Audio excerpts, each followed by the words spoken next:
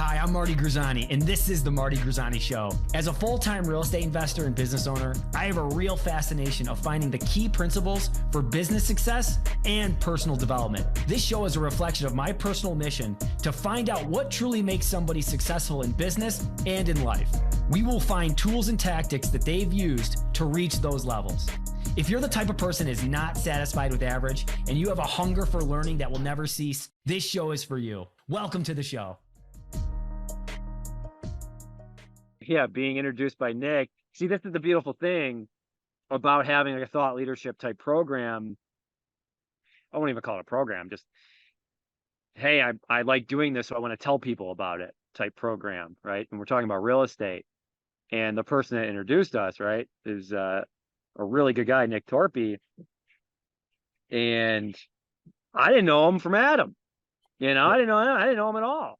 But there's only a you got to be the type of person. He's the type of person, and like you can tell successful people, like, well, they'll just approach people, right? And I'm not like unapproachable, especially if you're putting yourself out there, right? If you're putting content out there, typically you're an approachable person. I like to think I'm very approachable, but rarely do people take me up on that, right? When I go, hey, I want to help you, let me know. If you got a deal, give me a call. Rarely.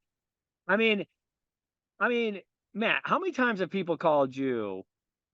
And I know you're a broker, so it's a little different, but are you surprised that you're not like, is it always surprising when you're like, I should be getting way more of this. I'm telling everybody to call me, and like, I'm not, no one's like really taking me up on it. Do you feel like that's true?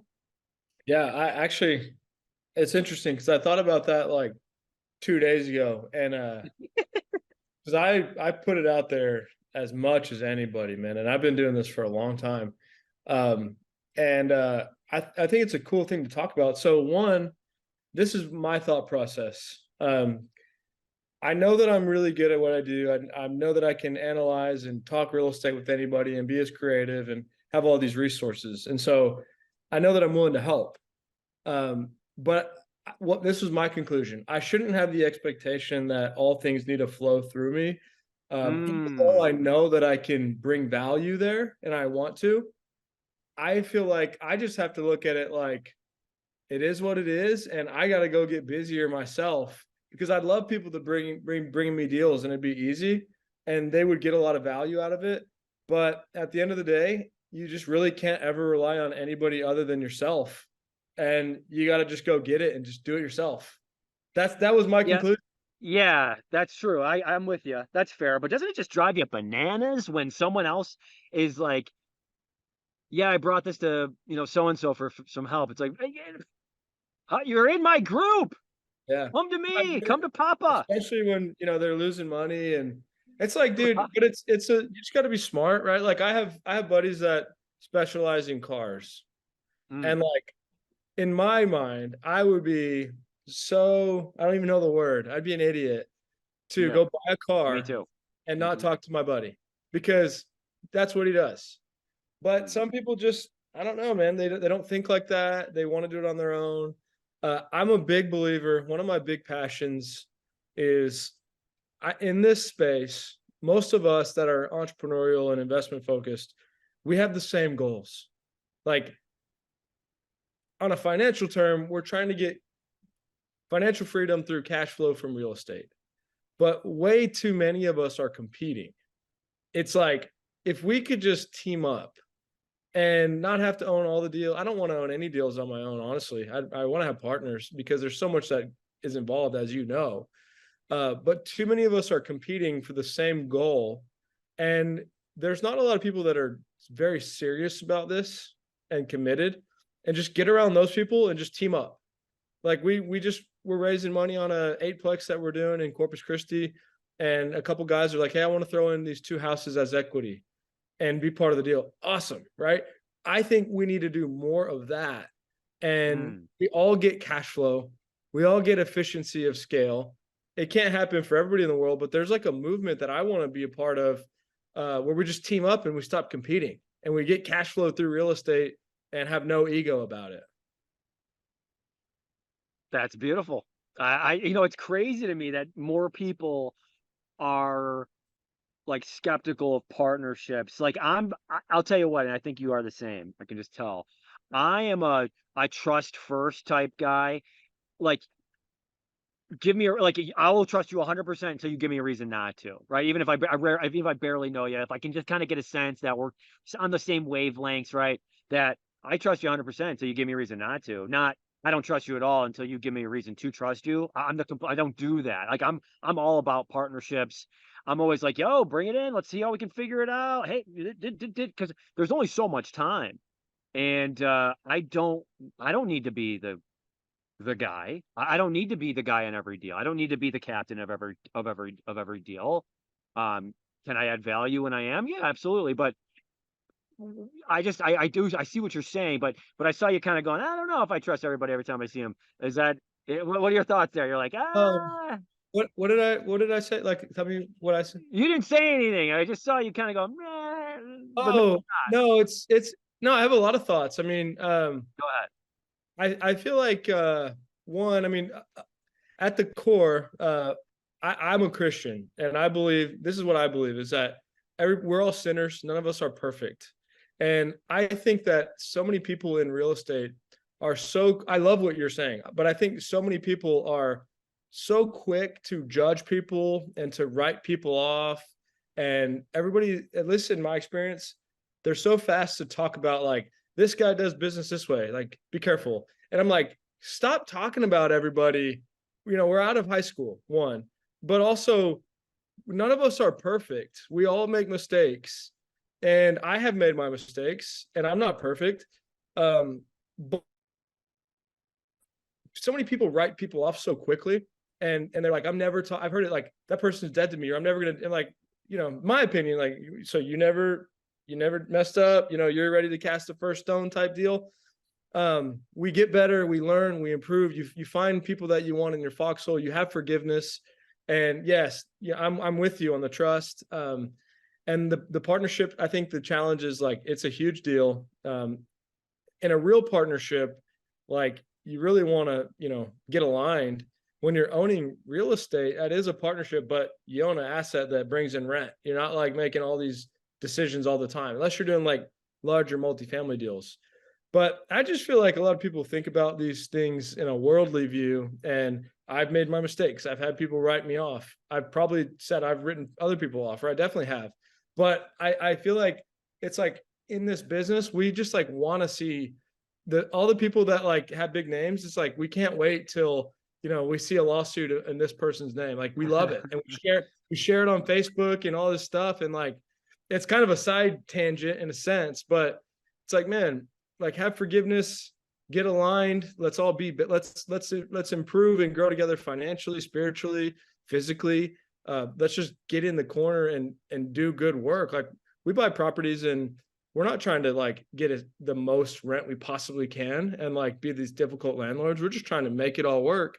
And a lot of people have these goals. So that's a kind of a tangent, man. But I feel like there's just too much like judgment and gossip and like waiting for people to fall. And I just like notice it more and more when people are quickly to talk about people in a market. Like I'm like, why are you telling me this, man? Does that resonate with you? Yeah. Oh gosh. I think as you progress in business and you start to be, one of the players, let's say, and, you have more responsibility. I think more people are willing to come to you with that type of information. Whether what you do with it is, like you said, let it go in one ear and out the other. But I agree with you. I think that if people are more aligned and, really just if they feel like, hey, this is a person I want to work with. I know maybe there was something that occurred and that maybe it happened a couple of years ago to your situation. It doesn't necessarily mean, like you said, people can change, people can get better, and we all mess up in the beginning or whatever it was. And no, I'm cool with that. Like I'm cool with that. I think that's fair. Yeah. It's a hard Yeah, business, right? Like it's a hard business. there's people out Absolutely. there like you're jumping in and you're like, man, like these people are trying to take advantage of me. So now I got to be like this. And then you fall into this path. Yeah. Yeah, that's a good point. That's a good point. Well, because I think what all of this comes back to though is you got to have a good mentor, right? You got to have good mentorship to kind of understand what type of business owner you want to be, what type of entrepreneur you want to be, right? Because the unfortunate thing is, on paper, a lot of times you may see some of these guys that are doing very well, but they are shysters, Can right? be. Yeah, And absolutely.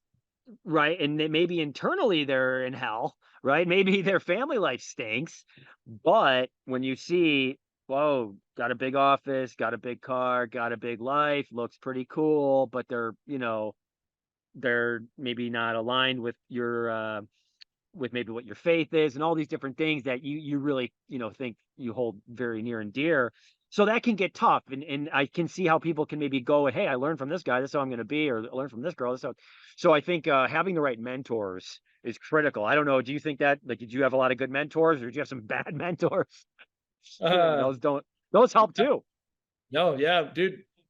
Quick story. My first mentor, I was 18 when I first got started in real estate. And this dude was old school, very intense.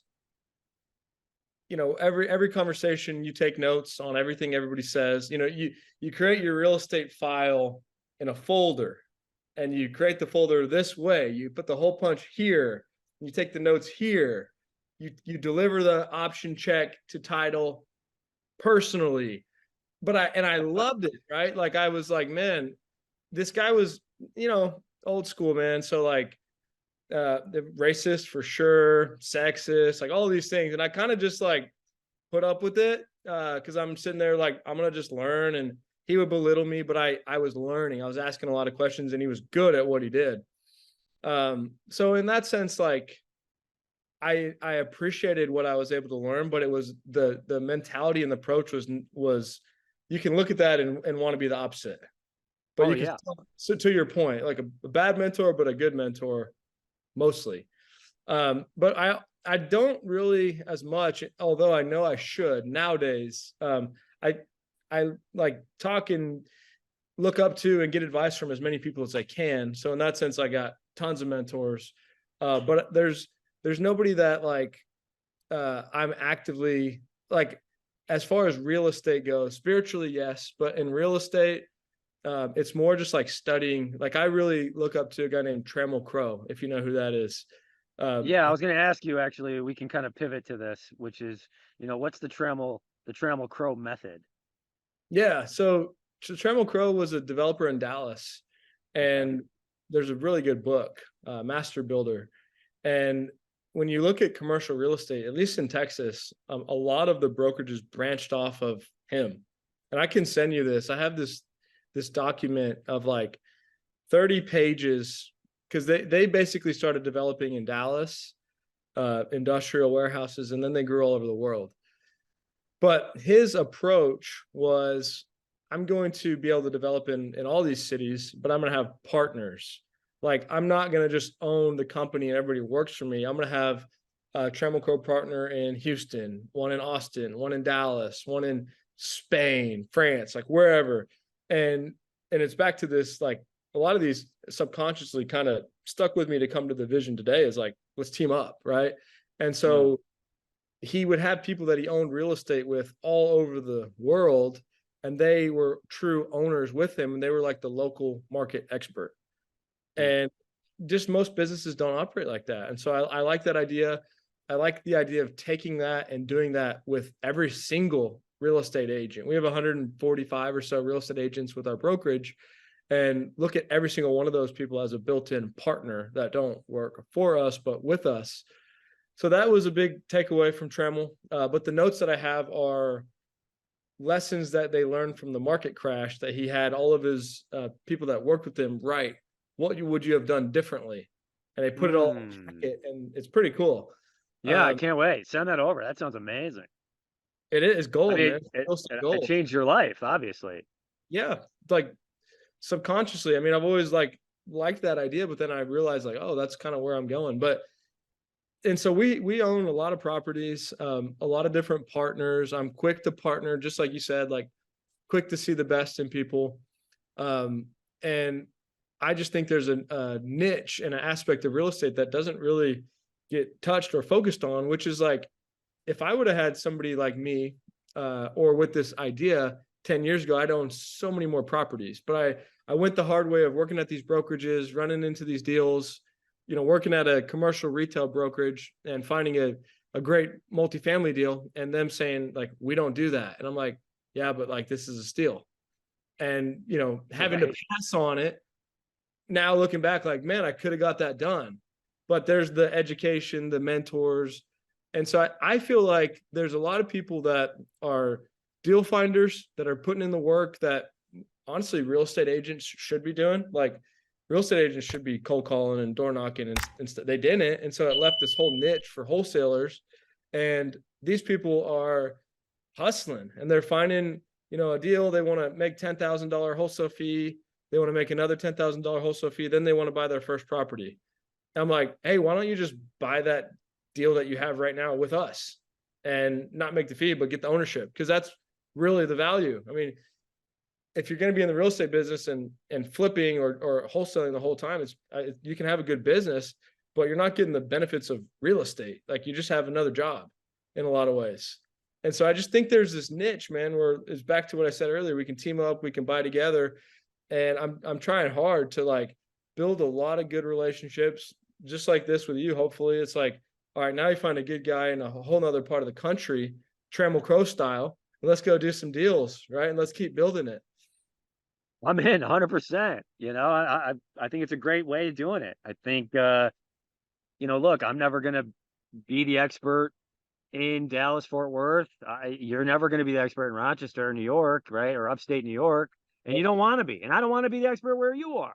Yeah. So, yeah, I love that. I think I think so many people, though, they don't want to give up like a control. I think some of my best deals, I've just put it together, and then someone else is, working it, right? And someone else is managing it. But maybe, like, I can tell you, like, there's been big self-storage facility that we own that I was like, hey, let's all 7 of us buy this thing, because we were competing. Like, let's just buy it, and we'll figure it out, and right. And then that one group goes, no, we don't want to do it. And then I took, I didn't take him, but I was like, I asked the best operator in that other group, hey, just partner with us and you can operate it and get a bigger piece of equity than any of us, but you're going to operate it. And he's like, sure. And then boom. And that now is one of my favorite pieces of real estate. And I don't know anything really about it other than just the quarterly kind of meetings. And again, I don't want to know much about it. Just, I know somebody that is doing it, I know a lot about now, and they're amazing. And I can't wait to partner with them again on different storage facilities. So anyway, just getting back to your point, like, yeah, let the partnerships work its magic. Some are going to be amazing, better than you thought. Some are not going to be so good, but whatever. We got one life. Dude, exactly. And the other thing is, like, we love to get creative. And so most of the time, really there's a couple options for sellers. It's like, hey, we can list it and sell it. We could buy it from you. We could wholesale it, right? Yeah. But like, why? And this is what we do. But like, why don't more people? Hey, Marty, you own this property. There's $200K in it. This is my pitch. It's like, the more you open up, and I try to get you to realize, like, I'm here to help. You can share with me what's important. I can throw ideas out there for you to pick from, and we can find a win-win. So why do you need 200,000 in equity? Hey, Matt, I really need 100,000 for my kids' college. All right, Marty, well, how about I buy half the deal, right? Or you only need 25,000. How about I buy a quarter of the deal? And like, having these creative options to let sellers pick, instead of just like trying to get them to sign this pretty listing presentation or act like you're this great wholesale buyer that's going to guaranteed close. Like, here's the options. Let's talk through these. Let's pick one. Let's have a win-win.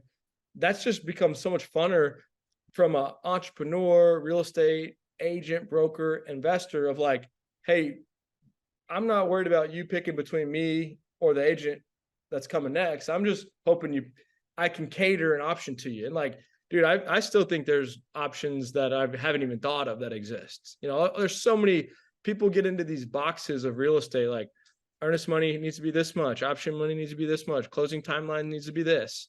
You can structure things any way you want. I got a guy that I offered, hey, what if we paid you, $10,000 every Christmas as part of the deal? Like every Christmas, you get 10K, it's the Christmas close. And like, that's cool. But that's just like one random idea. And so we're fitting too much into boxes by just like thinking of the norms. And like, I think that a lot of these barriers can be broken, but be doing it with a lot of people. So, hey, this is a random question. And honestly, I'd love to hear your background if you have time. But real question, like, how many people do you come across that are like dead serious about this, that are like students of the game, that like want to be great, that want to think long term, that can speak the language, and like you can ask them a question, like any question, and then they know what you're talking about, versus how many people are just like trying to own real estate the easy way? Like I feel like it's like less than 1% are like dead serious, and so it's like I'm just trying to find those people and just stay in touch with them. Yeah, that's a good question. I think it probably is. I would say it's probably more of like 5% that are like just nutty, right? Because you kind of got to be a little nutty. You got to be a little paranoid. You got to be a little just risky, right? Yeah. And I love all those things. Yeah. I like to have a little chaos, because I know things are, growing in that sense. If there's chaos, like I would be so miserable if I worked. And I always tell my team, I'm like, how miserable you would be if you worked a normal 9 to 5 job, because we have a construction crew. Like, you'd be so miserable if you had to go into Sally's house and she was telling you where to, fix this and that. I go, we have vacant properties. You get to go in and you don't even know what's going to happen next. And we're all crazy. And so I think, to answer your question, yeah, it's not many. And honestly, it's probably a good thing. This is not like a simple, easy like life. This is scary, man. Like, you said something that was kind of interesting, and it resonated with me, because I know that feeling where it's like, just got to figure out a way to hold on to these properties. Because some days you're like, I don't know how I'm going to pay these taxes. Some days it's like, I don't know how I'm going to make this work. I got this interest rate resetting. I don't know how this is going to happen. So I love that you said that. Like, explain a little bit about that, and like, why do you want to go through this chaos? Yeah, I don't know, man. It's like you said, there's something different, I guess. I mean, I like the chaos. I don't like the stable. I want to grow and do big things. And like, owning real estate is such a blessing, but it is hardcore. Like, you don't go buy even 10. And this is my market and my experience, but I believe this to be true. Like, you don't just buy 5 to 10 properties and retire. It's just not how it works. You never does. You gotta get 100, at least. That's even hard, especially in Texas. But like, it is very, very hardcore. It is extremely competitive. And we're trying to be nice and like network and help people, which is real. But I mean, if you're not making offers and learning and growing and grinding, you're getting left behind. Like, you just might not see it because it doesn't feel like it. Like, we're not like playing sports, right? But I've thought about this too. It's like, there's this weird dynamic. I'd love to hear your take on this. I've thought about this a lot, because I can talk real estate with anybody, man. And I don't say that. I say that with humility. I've learned a lot, even recently a lot, where like I could do a deal with you like across the table and like do a deal and shake your hand, and I'll dead serious mean that deal, because I know what I'm talking about while I'm doing it. Whereas like a lot of people, like this happened like multiple times. They think about it the next day and they're like, that's a bad deal for me, or whatever it is, and they get out of it. And I'm like, well, we did have a deal.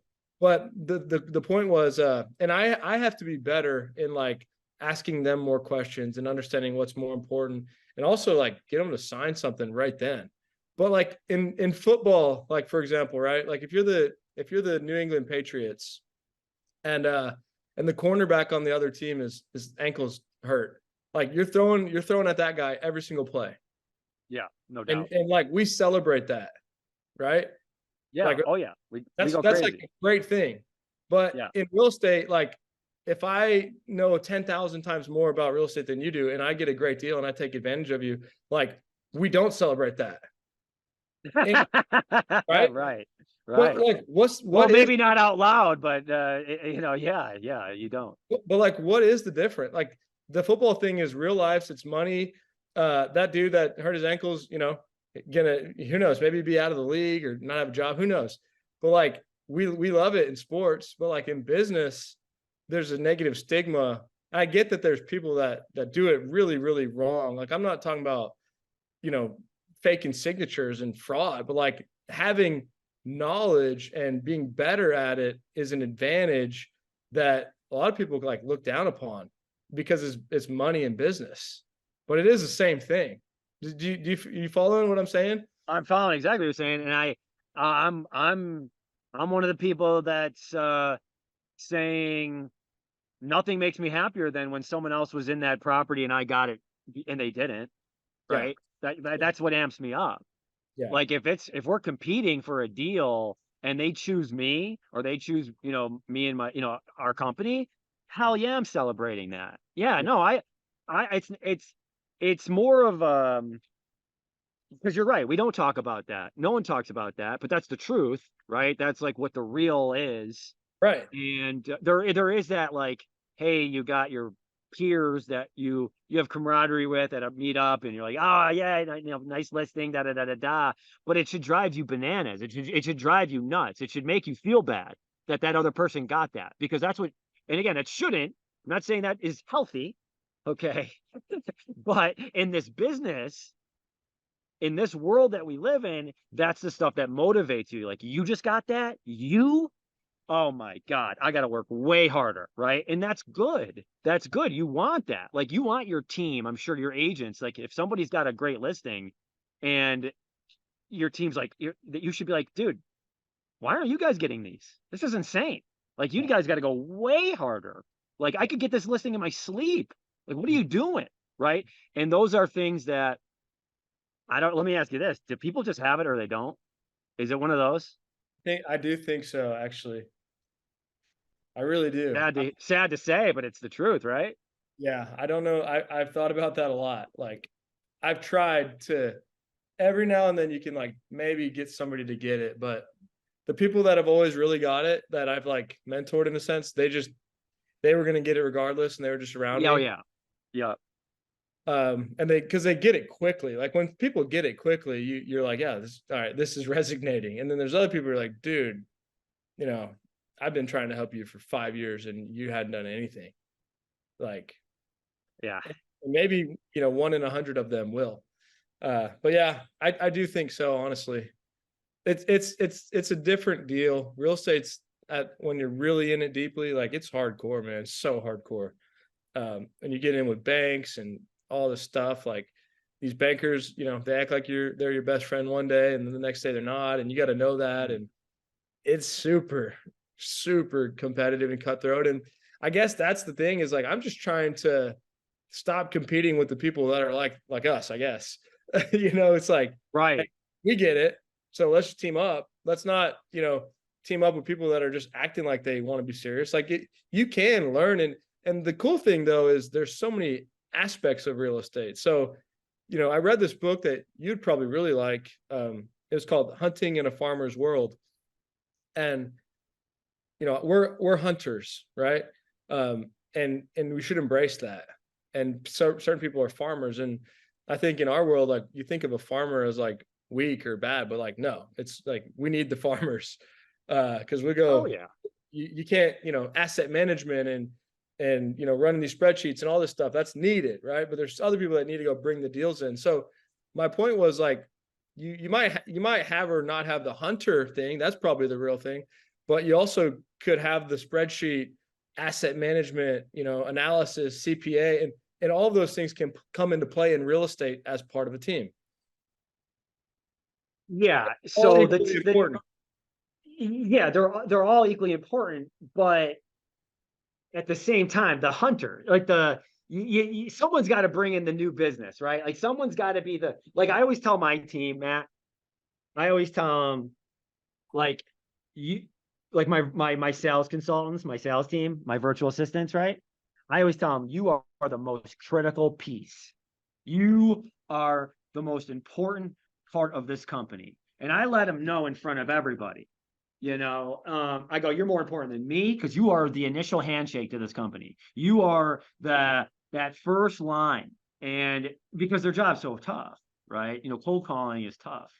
But the only reason I know that is because I've done it. And that's why I have I got I'm verified. I've done my deal. I've done my call, right? I still do them, right? So I'm like, hey, don't let me beat you. Yeah. Don't let me beat you in appointment set, right? But yes, I'm with you on that. I think it's You're right. I think it's just it's just those people are the ones that we need to celebrate more in the world. Are the cold callers. Like no one, they're just an oh by the way part of people's companies. Most critical piece. They're everything, in my opinion, into what I'm doing, right? Yeah. Well, dude, Yeah. I get, but like as a cold caller hunter, right? Like I get cold calls every day on properties we own, and do I hang up on them? No. Hey, man, respect the hustle. You got any deals? You got any deals Yes. you're passing on? I'd love to be a buyer. Like, hey, what are you doing? Like, hey, let's talk. I get it. One thing that I liked at a time, and I still do, but I've seen the flip side of this, kind of to your point. But I heard this quote is "sales cures all," and I was like, yes, it does. Yeah. But then I've been somewhere where I brought too many sales in, and it really actually ruined things. And so back to the farmers, like it actually doesn't. Like, I mean, I was with a construction company, and I just got them a massive amount of leads, and they ruined it, right? And reputation went bad quickly. They couldn't handle it, and you don't actually get another shot at that. So that was the counter to that of like, oh wow, like sales doesn't cure all. It's needed, but it's not by any means the only thing. Great point. No, that's a very fair. I think it's that's where it becomes like when you're building a business and these are where the struggles happen. Obviously, that's a good problem, but you better be able to solve the problem. Yeah, right? And it becomes a big problem. And like, dude, salesmen, like, as you probably talk to like bankers and title companies, like you can take something and spin it, right? Like some of these banks are like, we're very aggressive. Oh man, great. Like we're going to do these deals quick. Others are like, we're not very aggressive, but we always have money in the bank. So we're always going to have capital for you. Like there's a different way to pitch the same, you know what I'm saying? That's what the salesmen do. Yeah, exactly. Yeah, you don't really typically get a good salesperson as a banker, but sometimes they come in there. Once in a while, you get a good one.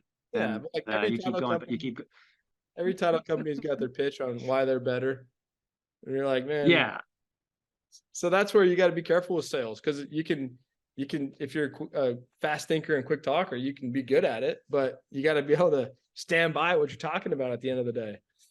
Yeah, no doubt. Let me ask you this, because I know we got to wrap up soon. I got 2 questions for you. Well, 3. With sales, right? I think what people miss a lot of times with sales is, how important follow-up is. And I would probably say 95% of our deals are from follow-up. I don't know about you. Does that make sense? Is that about right for you guys too? If I could say, I did this thing recently, like the 10 rules of real estate that I'm working on, but follow-up is like actually the only thing that matters in this business. Like every good deal that I'm going to buy is going to happen 3 months from now. None of them are going to happen today. So it's the key. Someone said this the other day, which I liked, very simple, but the golden rule of success in real estate is talk to more people, right? Yeah. But it's follow-up, man. Everything happens in the follow-up. Everything. Like if you're like right here with me and you, if you and I are talking in 3 years, then we're doing deals for sure. If we do this conversation right now and we don't talk again, like maybe someone will find value with this, but nothing's going to happen at all. So the follow-up is like number 1. I agree 100%. I know that was I got to ask about the follow-ups. What systems do you use like to automate that type of thing? Dude, I'm not so much a systems guy. We have a lot of system stuff with our company, but when you're in it and you live and breathe it, it literally is just right here. Like, keep following up. I just like it's identifying the 1% or the 5%. And I'm in it so deeply that like, I just don't forget. Fair enough. It's just that important. No, fair enough. Fair enough. I can get behind that. I appreciate that. That's To a point where like, if anybody tells me they're going to do something and they don't in real estate, I don't lose respect for them, but I lose like almost all respect for their business. Like, even if it's the littlest thing. Yeah. And trust me, I've done, but I can forgive them, like I was saying, and we can move forward. But like, if you say like, I'm going to connect you with this person at lunch, and you like just say it quickly and you don't do it, to me, it just shows like you're not nearly as committed as I am. Yeah, I can attest to this. I think the busiest people are the ones that get back to you the fastest. And you've been getting this meeting together. You know, it's obviously we're both busy and all that shit. And you were right away. I checked in with you and it was on the calendar, right? But I double checked to make sure, because like it didn't leave my mind. Because Nick is like, you gotta meet this guy. I love it. No, and I appreciate it because, you know, like the biggest companies here, the CEO that I'll have like on the podcast, he get back to me right away, and that was one of his biggest pet peeves. He's like, if I'm getting back to you right away as the CEO, and you don't get back to me right away, what are we doing here? And it's like it's urgency, and that's the great equalizer. It's the differentiator of how I know someone's going to be successful. If they're urgent, if it's just like gnaws at them, right? If it just gnaws at them, no, I love that. Okay, last thing. What's this entrepreneurship or entrepreneur program? What's this program you're doing? I want to know more about it. I like your style. You know, I want people in my group to see if this would resonate with them. So explain this and what it's all about. Yeah. So two things. The entrepreneur approach is really everything I've been talking about, where you're like open-minded, you're a business person with real estate skills to talk with anybody and approach any deal at any time. You know, we might lend you the money. We might joint venture. Like, it's just a very creative approach to getting deals done. And then once you get that, it's just a matter of people you talk to and follow up. You can make as much money as you want. It's like, how committed do you want to be? The community's interesting to me because I've never really been about it. Like, this is a paid thing, right? And I've never paid someone for this kind of stuff, because I'm just like, I'll just go do it on my own. I was always kind of what you talked at the beginning, like just wanting to help people, reaching out. I meet with anybody at any time. And I just realized, like, unfortunately, as much as I want to help people, like I am wasting my time on a lot of things. And so we did this community, right? And it was $1,000 a month, or $1,000 a year. Like, this was like, dude, we're just giving you this for free. We're going to get on once a week call. We're gonna have a Facebook group, but we're doing this not because we want to make the $1,000, but because we want to do deals with you. Right. Right. And kind of a side note, Cardone came to Austin, Grant Cardone, and did this TV show, and we won first place on this like Shark Tank type thing. I guess this is just interesting because I respect what Grant's doing, but there's all these different groups, and I think they all have different values that they bring. Our goal with our group is we just want to do deals with people. That's it. What I found, unfortunately, was, and I don't want to make money off of the money we're charging. We're doing an event in Dallas. We're going to spend $40,000 on it for 2 days, and we're selling tickets. And like, we're just trying to get the tickets, to cover the cost, but we want to go do deals with people. But like, we had 70 people join this $1,000 deal, and like 40 of them never showed up once. And I still am like, hey, where are you at? Because I want to do deals with them, but I shouldn't be doing that, right? Because they're obviously not serious. So I don't know of many, and I'm sure there are, but like groups that's like, hey, we just simply want to do deals together. And like, we can, the more people we bring here, the more we can do. Let's find who's serious. Let's acquire. And our niche is really like 7 million and less. We'll definitely do houses, but like small apartment, 20 units, 40 units, small mobile home parks. And it's just try to get aligned with people that want to acquire and own real estate, not try to make, $25,000 on a membership fee, which I have no judgment on people doing that.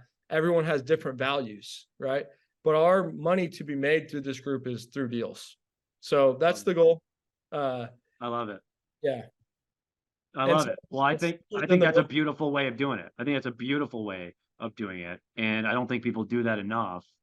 And that is where the money's made. I always think in any group, it's the people, that's where you make your money is, sometimes you have to pay money to get into that group, but it's the people in that group anyway, I think that's amazing. I love that.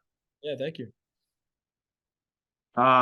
Well, anyway, that's guys, for that, for listening to the Marty Grisani show. This is Matt Teifke. He's a broker owner. He's got a great YouTube channel. He's got almost 25,000 subscribers, and it really is. There's a lot of great. He's got phone calls of real life seller calls.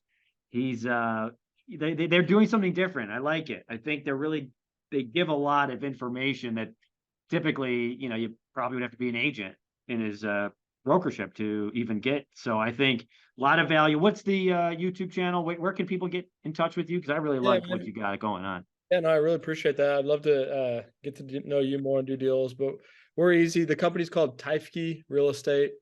And, we're on Instagram, YouTube, Facebook, TikTok, everything. TRE is the abbreviation.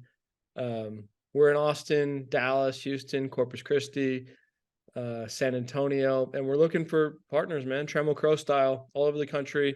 Let's go buy real estate together. Let's get the cash flow that we're all looking for. Let's do great work. And the more good people that we can get aligned, the better. There you have it, folks. Matthew Teifke.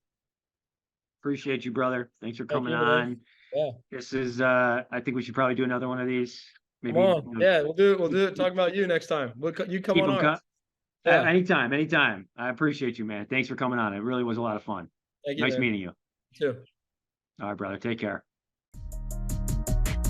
Thank you for tuning into the Marty Grisani Show. If you're listening on Apple Podcast, leave us an honest rating and review. If you're on Spotify, make sure you follow us for weekly episodes.